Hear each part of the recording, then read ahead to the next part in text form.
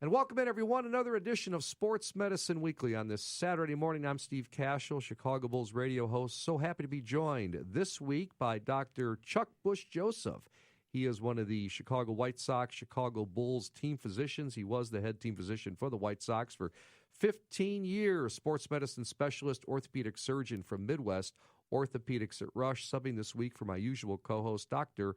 Brian Cole. Dr. Chuck, how are you? I'm great, Steve. Happy to be here this morning. Oh, we're going to start it off this morning talking about something really interesting, sports science. And it's amazing how far it's come, right? It is a science now. It is a science, Steve. Now, in the old days, we thought it was just training and heart and hard work. There's so much more to it. And I think as our next guest is going to tell us, there's a lot more data that we can get that can help our athletes get to their max. Well, our next topic is first topic of the show, Gatorade's contribution to sports nutrition, consulting, and sweat testing. They sent me a video on this. It was really interesting. They're working with the Windy City Bulls. And let's bring on Linda Samuels with Gatorade Sports Science Institute. And Linda, thanks for joining us. Let's get right into it. What is a sweat analysis test, and why are we performing this on elite athletes? Well, the reason why we would want to conduct these tests on athletes is it really gives them insight as to how their bodies function during intense exercise and how fluids and carbohydrates and electrolytes can really contribute, or the lack of the fluid, carbohydrates and electrolytes can contribute to their fatigue. And so once we get the data from the sweat testing, they can help to really learn how it can correct symptoms and increase their performance, and all types of their performance indicators like sprint time and how long it takes to get across court, their shot success, and all types of indicators. Linda, can you help our audience? I think, who's your best clients? And when we're talking about elite level athletes, is it that older athlete that's sort of looking for every edge? Or is it are younger athletes more aware of these facts, and are they more receptive to the information you can give them?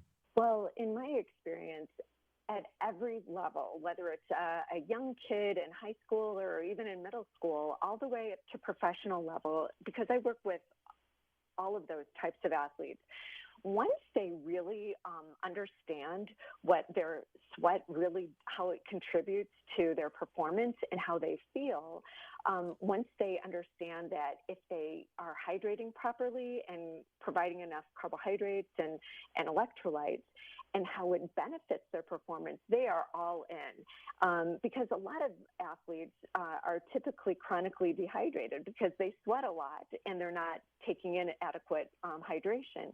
So once they start practicing good hydration, they feel the difference and they're really highly motivated to keep up with it. And that's what GSSI is doing with these professional athletes. Linda, can you just tell our audience briefly, how is the test administered? I mean, are you just sampling at different phases? Yeah, so what happens is we put a patch on their arm, and that will help us give a sampling of the amount of fluid loss and also sodium in the sweat, and we can analyze that. And we also monitor how much fluid and what type of fluid that they take in during the testing period. So then from that, we can determine how much fluid they've lost, how much sodium is in that sweat, and if they're taking in adequate carbohydrate to fuel the type of intense exercise that they're doing. And so with that, then we can plan an individualized recommendation for them, and so they can go forward and practice better hydration and fueling. Visiting with Linda Samuels from Gatorade Sports Science Institute. I'm Steve Cashel with Dr. Charles Bush-Joseph, subbing this week for Dr. Brian Cole. Our show is Sports Medicine Weekly here on 670 The Score. We're talking about Gatorade's contribution to sports nutrition, consulting, and sweat testing, why sweat testing matters, and what the players in the league are getting out of it. Let me ask you, what is physically considered, Linda, a state of dehydration? So this actually varies with different types of athletes. Again, kind of like I mentioned, very highly trained athletes, professional athletes, they're kind of used to be chronically dehydrated. And so they don't really understand sometimes how it does affect their energy levels and also their focus ability. And so once we show them how dehydrated they actually are, and they switch and use better hydration during practice, and they start to feel different, it's amazing. Athletes come up to me all the time afterwards and say, oh my goodness, I feel so much better now that I'm hydrating properly and getting enough carbs and increasing the amount of sodium that they're taking in. So they can really feel the difference that they were unable to feel before.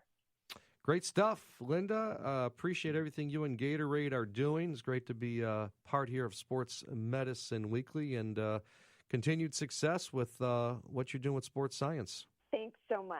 And our next guest here on Sports Medicine Weekly is one of our favorites. Nobody does it like Karen Malkin. Karen is a board-certified health coach and environmental toxin specialist. How are you, Karen Malkin? I am doing well. Thank you. Happy New Year. Yeah. First time we've had you on for 2019, and Karen was one of our staples on Sports Medicine Weekly. Has been so helpful throughout the years and always one of our great guests, a must-listen to person on our show. And the topic for this show, Karen, your best tips to naturally detox your body with real food lifestyle strategies. What comes to mind? So I love this because there's so many detoxes and cleanses out there, and I have one too. I have 3 of them actually. It's a slow 14-day transformation, but you know, your body really does a pretty good job of cleansing and detoxifying itself if only given the chance. And so the first step is to avoid putting toxins in your body. So proper nutrition, exercise for heart health to maintain a healthy weight, sweating, which sends toxins through your largest organ, which is your skin. So exercising, drinking plenty of filtered water to support the kidneys to increase that urinary output, and then lots of fiber to increase elimination. And then the dark leafy greens, which I'm always, encouraging people to eat, that really helps support your liver. And so that's a great way to naturally detoxify your body. Karen, specifically, how do we incorporate a detox strategy into the diet? So if we're let's talk simple strategies for a healthy lifestyle to naturally detox your body. And so, personal care products. I think the average male might put on about 16 personal hair products a day. That's shampoos, conditioners, colognes, aftershaves, moisturizers. And those personal care products often contain chemicals that aren't healthy for us. And, the first thing is I recommend is for people to ditch the fragrances, because those fragrances contain phthalates. And phthalates bind the fragrances together, and those are endocrine-disrupting chemicals, and we don't want that. It disrupts thyroid. It also affects estrogen, and could cause man boobs for men. Well, we don't want that. For personal care products, I really first encourage people to ditch the fragrances and read their labels.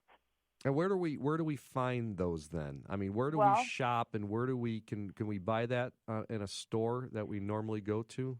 So, believe it or not, in addition to your natural food stores and Whole Foods, the Environmental Working Group, EWG.org, has a database called Skin Deep.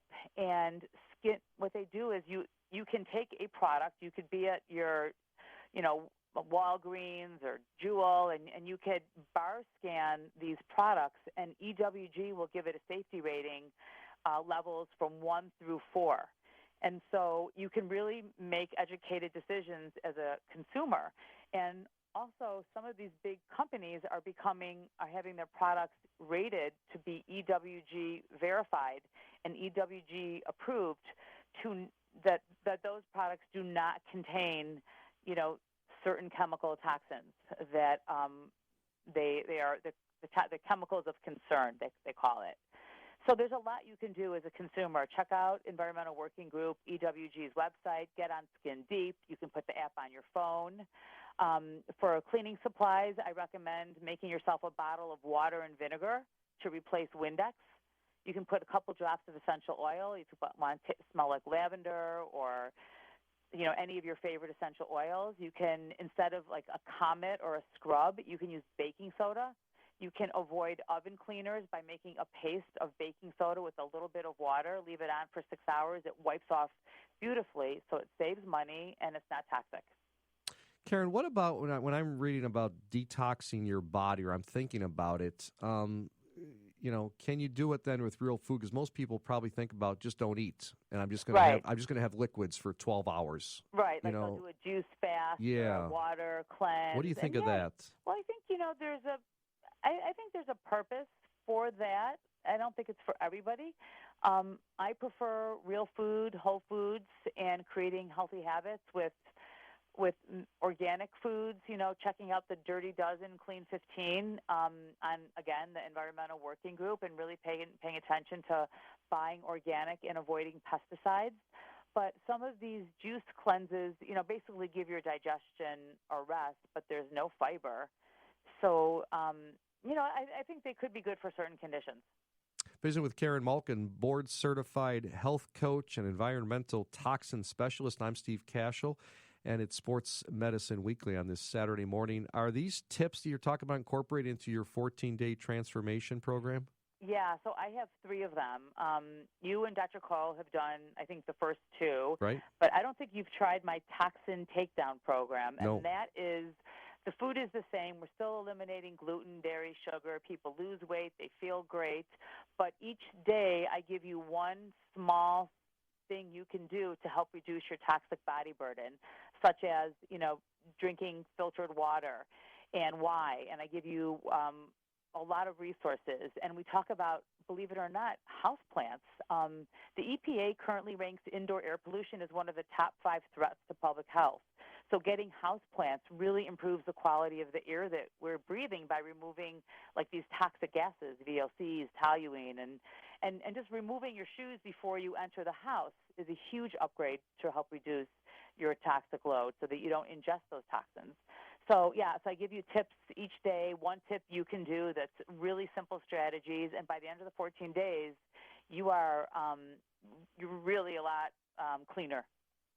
Everything's on the website, correct? Yes, it's all on my website, KarenMalkin.com. And the best part about Toxin Takedown is I am donating 100% of the profits to the Environmental Working Group. This is how passionate I am about environmental health and how we can really, with small changes, open big doors and create big changes and huge health upgrades. Great stuff, Karen. Thanks so much for joining us. Thanks for having me.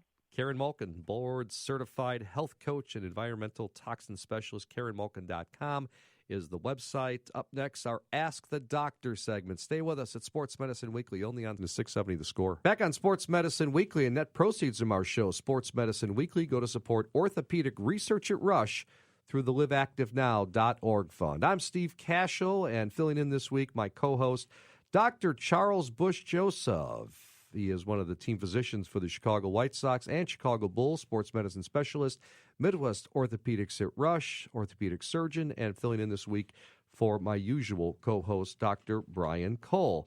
And Dr. Chuck, again, thanks for joining us. You guys are the head team physicians for the DePaul Blue Demons, aren't you, for Midwest Orthopedics at Rush? We have been doing that for many years. It's a lot of fun. We take care of a lot of professional athletes. Dr. Cole and myself, we've been taking care of the Bulls and the White Sox and Chicago Fire for many years.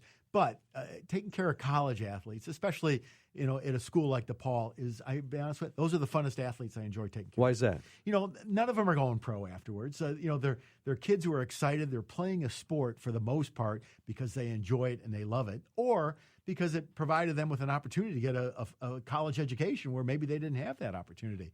But the majority of time, this is their final competitive years, so they want to enjoy it to the best they can. Yeah, so they have, let's say, a full month of the season left, all of February, and then tournament time, whether they go and get into the NCAA tournament or the NIT or the other tournaments that are out there. They seem like there's a new one every year, just trying to get teams involved. But what's it like for a college athlete, and probably the most games some of these guys have ever played, right?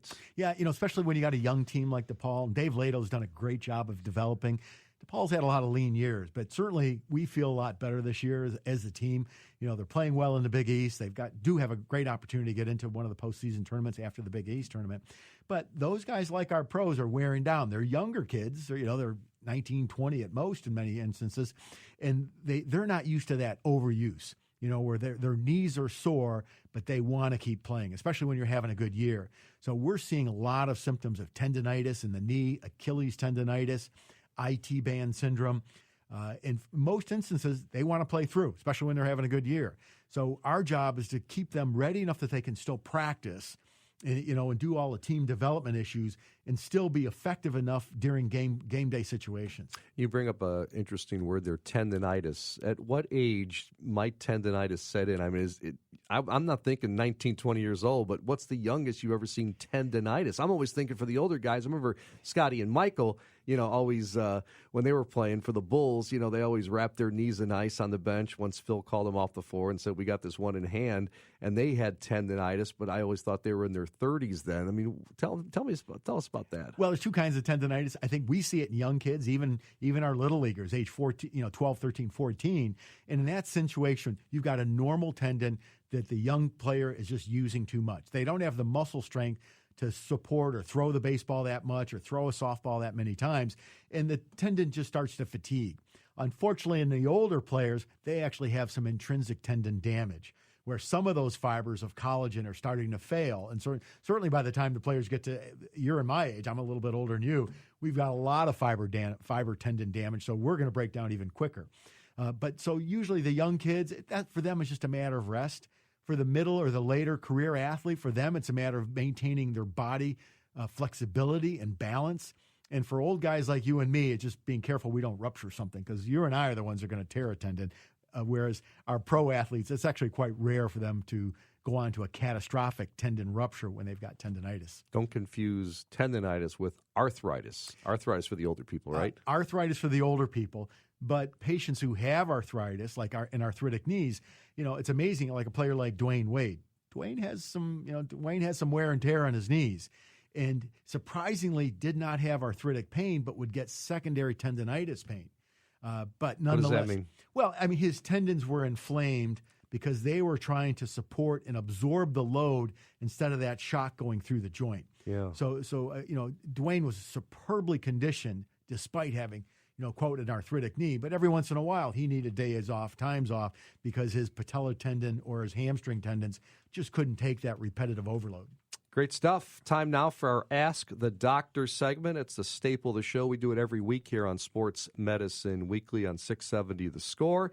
And it's very easy. Go to our homepage on our website, sportsmedicineweekly.com. On the right side, you'll see a picture of Dr. Cole and myself. Click on that link, and you can ask the doctor a question. Got a couple of great questions here for you, Doc. First one is, how can I determine if my daughter or female athlete is at risk for a serious knee injury? Steve, this is actually a very important question, and I think one that unfortunately we have with great frequency.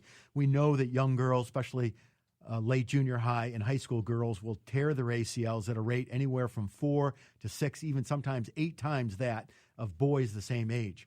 So there are some physical characteristics, and many of them are growth and development issues, and they can be spotted typically by a professional, certainly a trainer or coaches have been properly schooled on this to recognize certain patterns in young women that place them at greater risk. Number one, if they're knock-kneed. If a girl's got a little bit of wider hips and narrower knees, and they're what we call knock-kneed, and they don't have good hip strength, that's a high-risk characteristic.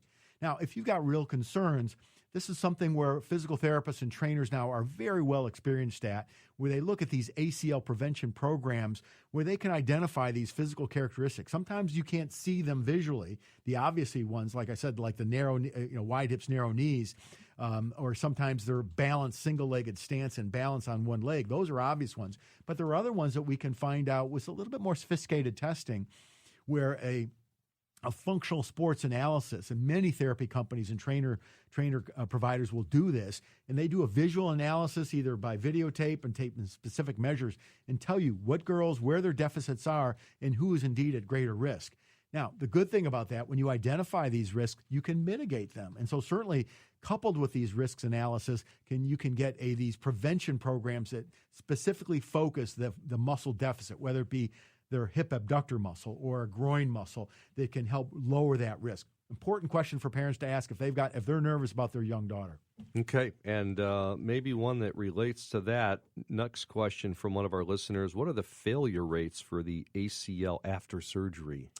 Well, the failure rates kind of go along with the risks of tearing your ACL in the first place. So, the older the patient, the lower the re-tear rate.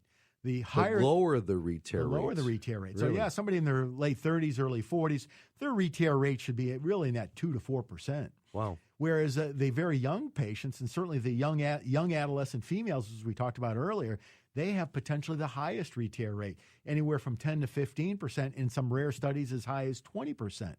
And so usually the same factors occur. So if I'm at high risk for tearing my ACL, I'm doing high-risk sports, and I've got muscle imbalances, I better have a really good rehab. And if my rehab's not good, I'm at much higher risk for re-tear. Whereas in older players, usually they can get away with it where they're functioning only about, say, 65, 70, or 75% of their muscle strength in their thigh and their hamstring and their hip muscle groups. Whereas a young adolescent female, we wanted them well over 80, 85% of muscle function, or we think they are indeed higher risk for re-tear. Doc, what's a bigger percentage? You're going to re-tear the surgically repaired knee or the other knee that is perfectly healthy? Steve, there's a time frame on that. Certainly within the first year, the risk of re-tear is higher on the operative knee. Once you get past that first year out, I've got a successful ACL reconstruction, I've returned to my sport and in my competitive situation, then really at about 2 or 3 or 5 years out, it's almost 50-50 between re-injuring the surgical knee or re-injuring the other knee. And I was one of those people. I was a basketball ACL tear playing in my church league out in the western suburbs. 4 years later to the day, same league, retore my other knee. Wow. And, or tore your other knee. Tore the ACL in my other knee. So, and ended up with unfortunately a second surgery. So I'm in that 10 to 15% of patients who are in the bilateral ACL club.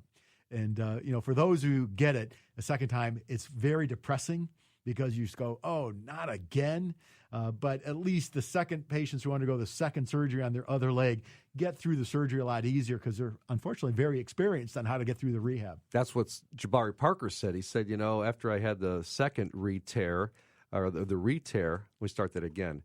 That's what Jabari Parker said, right? Because he's had a double ACL tear, and he said after the first one, the second one was easy because I went through it once. Yeah, that fear of what you're going through is gone because you've got that experience. I mean, we all like experience, and certainly when you experience medical care, even invasive medical care like a surgical procedure, you find it really it's not as scary as what it is, and you understand the science behind it, and that helps you with your rehab and dealing with your therapists and trainers. Good stuff. Appreciate it. We're out of time, Doc. Really appreciate you filling in for Dr. Brian Cole and joining us this week. I enjoy it all the time.